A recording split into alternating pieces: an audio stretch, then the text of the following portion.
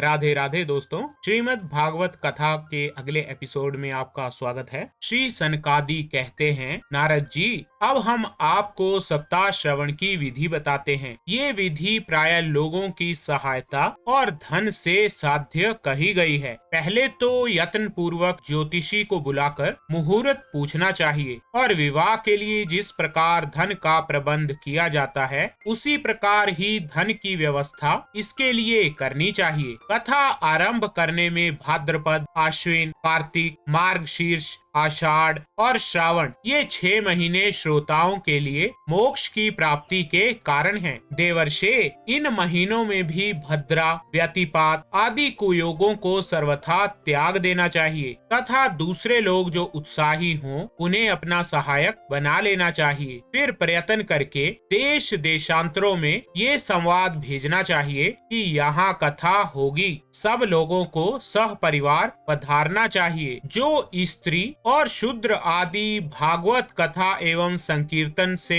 दूर पड़ गए हैं उनको भी सूचना हो जाए, ऐसा प्रबंध करना चाहिए। देश में जो विरक्त वैष्णव और हरि कीर्तन के प्रेमी हों उनके पास निमंत्रण पत्र अवश्य भेजें। उसे लिखने की विधि इस प्रकार बताई गई है। महानुभावों, यहाँ 7 दिन तक सत्पुरुषों का बड़ा दुर्लभ समागम रहेगा और अपूर्व रसमयी श्रीमद् भागवत की कथा होगी। आप लोग भगवत रस के रसिक हैं, इसीलिए श्रीमद् भागवत अमृत का पान करने के लिए प्रेम पूर्वक शीघ्र ही पधारने की कृपा करें। यदि आपको विशेष अवकाश ना हो तो भी एक दिन के लिए तो अवश्य ही कृपा करनी चाहिए, क्योंकि यहाँ का तो एक क्षण भी अत्यंत दुर्लभ है। इस प्रकार विनय पूर्वक उन्हें निमंत्रित करें और जो लोग आए उनके लिए यथोचित निवास स्थान का प्रबंध करें। कथा का श्रवण किसी तीर्थ में, वन में अथवा अपने घर पर भी अच्छा माना गया है। जहाँ लंबा चौड़ा मैदान हो वहीं कथा स्थल रखना चाहिए। भूमि का शोधन, मार्जन और लेपन करके रंग बिरंगी धातुओं से चौक पूरे घर की सारी सामग्री उठाकर एक कोने में रख दें। 5 दिन पहले से ही यत्न पूर्वक बहुत से बिछाने के वस्त्र एकत्र कर लें और केले के खम्भों से सुशोभित एक ऊंचा मंडप तैयार कराएं। उसे सब ओर फल, पुष्प, पत्र और चंदोवे से अलंकृत करें और चारों ओर झंडियां लगाकर तरह तरह के सामानों से सजा दें। उस मंडप में कुछ ऊंचाई पर 7 विशाल लोकों की कल्पना करें और उनमें विरक्त ब्राह्मणों को बुला बुला कर बैठाएं। आगे की ओर उनके लिए वहां यथोचित आसन तैयार रखें। इनके पीछे वक्ता के लिए भी एक दिव्य सिंहासन का प्रबंध करें। यदि वक्ता का मुख उत्तर की ओर रहे तो श्रोता पूर्वाभिमुख होकर बैठें और यदि वक्ता पूर्वाभिमुख रहे तो श्रोताओं को उत्तर की ओर मुख करके बैठना चाहिए अथवा वक्ता और श्रोता को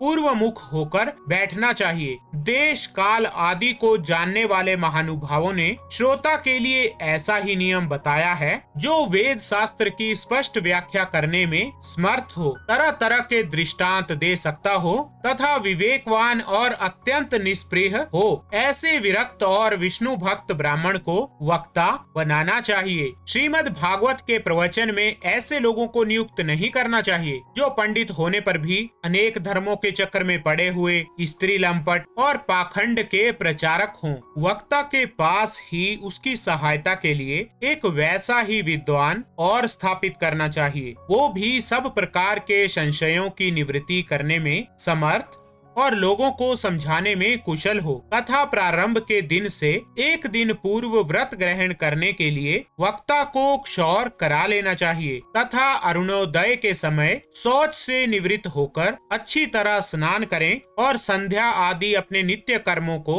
संक्षेप से समाप्त करके कथा के विघ्नों की निवृत्ति के लिए गणेश जी का पूजन करें। तदनंतर पितृगण का तर्पण कर पूर्व पापों की शुद्धि के लिए प्रायश्चित करें। करें और एक मंडल बनाकर उसमें श्री हरि को स्थापित करें। फिर भगवान श्री कृष्ण को लक्ष्य करके मंत्र उच्चारण पूर्वक क्रमशः षोडशो उपचार विधि से पूजन करें और उसके पश्चात प्रदक्षिणा तथा नमस्कार आदि कर इस प्रकार स्तुति करें। करुणा निधान, मैं संसार सागर में डूबा हुआ और बड़ा दीन हूँ। कर्मों के मोह रूपी ग्रह ने मुझे पकड़ रखा है। आप इस संसार सागर से मेरा उद्धार कीजिए। इसके पश्चात धूप आदि सामग्रियों से श्रीमद् भागवत की भी बड़े उत्साह और प्रीति पूर्वक विधि विधान से पूजा करें। फिर पुस्तक के आगे नारियल रखकर नमस्कार करें और प्रसन्न चित्त से इस प्रकार स्तुति करें। श्रीमद् भागवत के रूप में आप साक्षात श्री कृष्ण चंद्र ही विराजमान हैं। नाथ, मैंने भवसागर से छुटकारा पाने के लिए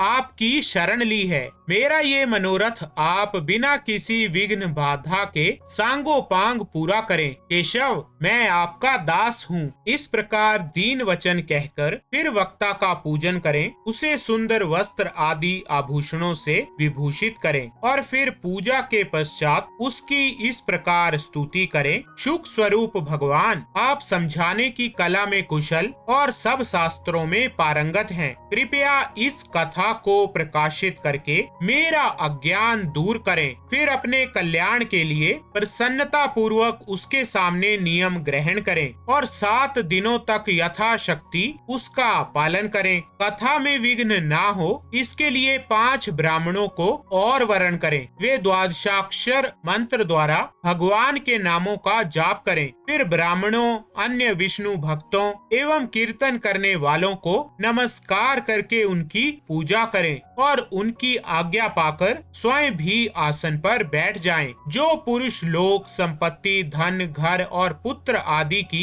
चिंता छोड़कर शुद्ध चित्त से केवल कथा में ही ध्यान रखता है, उसे इसके श्रवण का उत्तम फल मिलता है। बुद्धिमान वक्ता को चाहिए कि सूर्य उदय से कथा आरंभ करके 3:30 प्रहर तक मध्यम स्वर से अच्छी तरह कथा कहें। दोपहर के समय 2 घड़ी तक कथा बंद रखें। उस समय कथा के प्रसंग के अनुसार वैष्णवों को भगवान के गुणों का कीर्तन करना चाहिए। व्यर्थ बातें नहीं करनी चाहिए। कथा के समय मल मूत्र के वेग को काबू में रखने के लिए अल्प आहार सुखकारी होता है। इसीलिए श्रोता केवल एक ही समय भविष्यान्न भोजन करें। तो ठीक है दोस्तों, श्रीमद् भागवत कथा के इस एपिसोड में बस इतना ही। राधे राधे।